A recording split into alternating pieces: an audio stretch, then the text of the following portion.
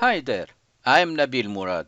This short tutorial is simply to welcome a giant function introduced today just few hours ago, the 28th of August 2019, named the XLOOKUP function. It replaces the most popular function in Excel, the VLOOKUP function. The VLOOKUP function is still available, but it has some limitations. Number one, by default it returns an approximate match. Number two, it can extract only from the right side of a lookup column. It cannot extract from the left side. Number three, it has an argument, the column index number, which is problematic when copying our formula across. We had to combine it with either a match or a columns function in order to extract an entire record. Let's have a look at the XLOOKUP function, which has lots of advantages. The XLOOKUP function has 5 arguments, while the VLOOKUP function had 4 arguments. The XLOOKUP function by default returns an exact match. It can extract from the right side or the left side.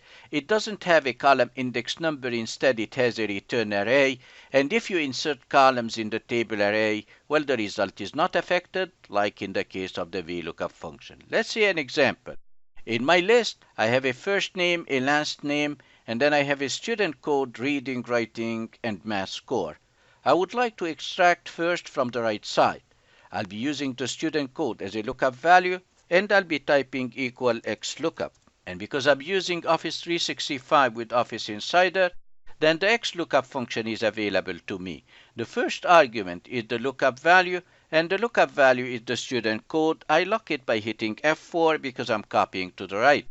And then it asks me for a lookup array. The lookup array will be the entire column of student codes. I select the first code, Shift Control down arrow F4 to lock it and jump back.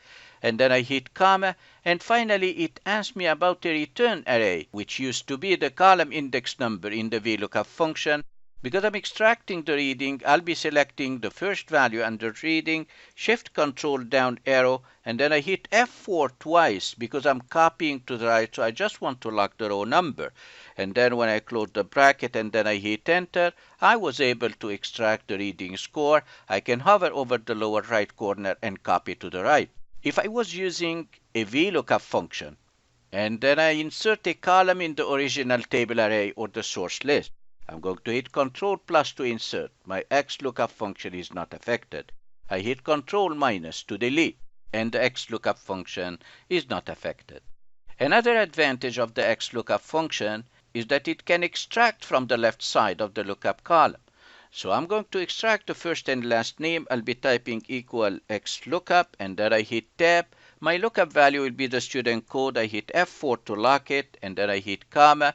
My lookup array will be the entire column for student code, Shift Control down arrow F4 to lock it, and then I hit comma. My return array will be the first name.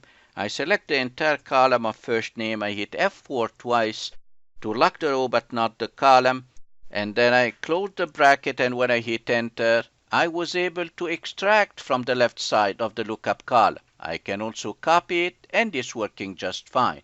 If I insert a column between first and last name, Control plus, nothing happens and my XLOOKUP function doesn't fail.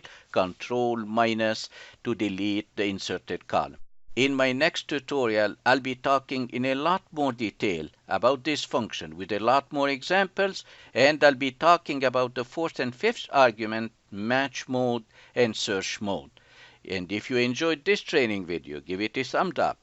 And consider subscribing to my channel to be notified when new tutorials are released. The best is yet to come. Thank you for watching, and see you next time.